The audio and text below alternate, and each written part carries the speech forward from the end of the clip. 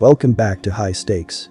Today, we will be discussing the following MLB matches that is happening on Tuesday, September 12, 2023.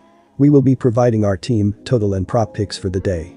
Before we get started, please remember to subscribe to our channel and turn on notifications so you don't miss any of our videos. If you want access to our premium picks, you can check out our Patreon page. You can find the link to our Patreon page in the description and comments section below. New York Yankees vs Boston Red Sox. Take Boston.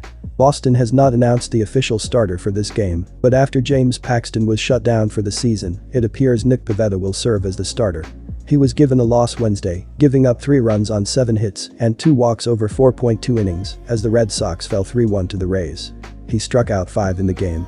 Making his first start since August 15, Pivetta was not particularly efficient and got the yank after 85 pitches, 58 strikes, but he also got little support from his offense.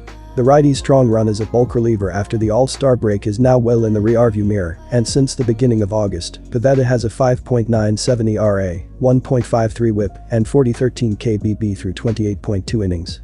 He was supposed to return to long relief after this spot start, but with Paxton shut down with elbow soreness, they need him to soak up innings in a starter's role. Boston is in the same position as New York, on the outside of the postseason, with less than a month remaining. They are 6 games back and need to go on a long streak in order to have a chance. There is a logjam for the third spot, batting Texas, Seattle, and Toronto. The Yankees will start struggling left-hander Carlos Rodon in the second game of this road series.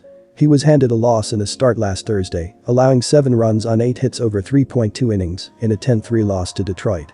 After back-to-back seasons with a sub-3.00 ERA, the Southpaw has had a brutal and abbreviated first season in New York, compiling a 2-5 record with an awful 6.60 ERA, 1.40 WHIP, and a disappointing 1.95 KBB ratio across 10 starts, 46.1 innings.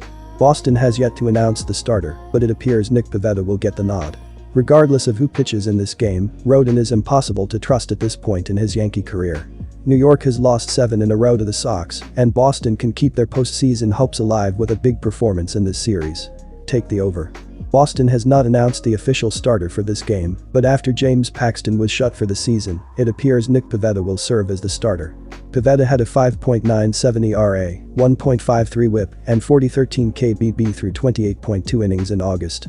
Boston is in a battle for the final wild card spot, and Pivetta needs to have a good game here, but I anticipate both pitchers struggling in this spot. The total number has gone over in 8 of Boston's last 9 home games and 4 of 6 against the Yankees. This will be a high-scoring game as Pivetta and Rodon will struggle to generate any soft contact. Miami Marlins vs Milwaukee Brewers. Give me the Brewers at home on Tuesday. Milwaukee is playing solid baseball this season, and they currently hold the top spot in the NL Central. As of this writing, Monday afternoon, the Crew has a 3.0 game edge over the Cubs in the division. In their last 10 games, they're a pedestrian 5-5. This 4-game series will be the first of 7 games within the next 2 weeks, where the Brewers face the Marlins. Freddie Peralta heads to the bump on Tuesday night, and he'll be gearing up to make his 28th start of the 2023 campaign. The right-hander comes into this one at 11-8 and owns a 3.89 ERA and 1.13 WHIP. Most recently, he faced the Pirates and gave up 3 earned runs on 4 hits and a walk over 5.1 innings. Peralta took a no decision in the 5-4 loss. Milwaukee's offense has been an underwhelming bunch this season, considering they're just 18th overall in runs scored, 631. Those runs are courtesy of the 26th ranked team batting average, .236, and 26th best ops, .694. Individually, William Contreras leads the way in average, .281, while Christian Yelich has the edge in OBP, .363. Willie Adames has supplied the power with 24 home runs and 72 RBI. This is going to be a fantastic game on Tuesday night, as both the Marlins and Brewers are gunning for playoff spots. While the Fish have been playing well recently, I have to ride with the Crew at home. They've been excellent in Milwaukee this year, going 40-28 Sioux. Meanwhile, Miami is just 34-37 away from home. As for this game specifically, it helps that Freddie Peralta is getting the nod. The right-hander has really found his footing in the second half. Over the last 30 days, Peralta owns a 2.22 ERA over 5 starts, and opponents are hitting just .157 against him. If he can give us 6.0 good innings, he can turn it over to the dominant bullpen that Craig Counsell has at his disposal. I'm not overthinking this one, I'm playing the under. Runs are going to be at a premium on Tuesday night, as both of these teams rely heavily on their pitching staffs. That should hold true especially if things go to plan for Milwaukee, where they can hand off the late-game pitching to the big guns of Elvis Peguero and Devin Williams. Ultimately, these are two of the worst offenses in baseball when it comes to scoring runs. The Brewers are 18th in scoring, 631 runs, while the Marlins are 25th, 588. That is translated to both organizations being profitable under teams this season. Miami is cashing the under at a 53.2% clip, 74.65-4, while Milwaukee sits at 52.6%, 72.65-5. These are the 7th lowest and 11th lowest marks in the MLB, respectively. Tampa Bay Rays vs Minnesota Twins. All in all, go with the Minnesota Twins to win at home. The Minnesota Twins have been an average offensive team throughout the year, as they are 12th in the sport with a .748 team ops, while averaging 4.64 runs per game. This team has a lot of power throughout the lineup as they are 6th in MLB, with 206 home runs up to this point. Shortstop Carlos Correa has been struggling a bit this season, as he has a .230, .312, .404 line with 18 homers, 63 RBI, and 57 runs scored. Joe Ryan has been pitching extremely well throughout the year when diving into his baseball saving page, as he is in the 94th percentile in walk percentage. Ryan has a 4-pitch arsenal with his fastball being thrown 57.4% of the time. This will be the first time in his career that he pitches against the Rays, so it will be interesting to see how he does here. Tampa Bay holds a team ERA of 3.90 when playing on the road this season, while Minnesota boasts a team ERA of 3.84 when competing at Target Field. Additionally, Minnesota has demonstrated better plate discipline throughout the year, ranking 5th in MLB, with a total of 510 walks as a team. In contrast, Tampa Bay ranks 20th with a combined total of 464 walks. Go with over 8 runs in this game as it makes the most sense. The Tampa Bay Rays have been incredible at the plate this season, as they are 4th in the majors with a .776 team ops, while scoring 5.39 runs per game.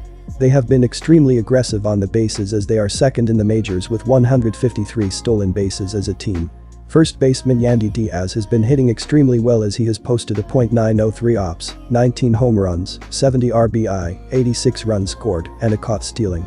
Zach Littell has been pitching poorly according to his baseball saving page this season, as he is in the 9th percentile in SBA.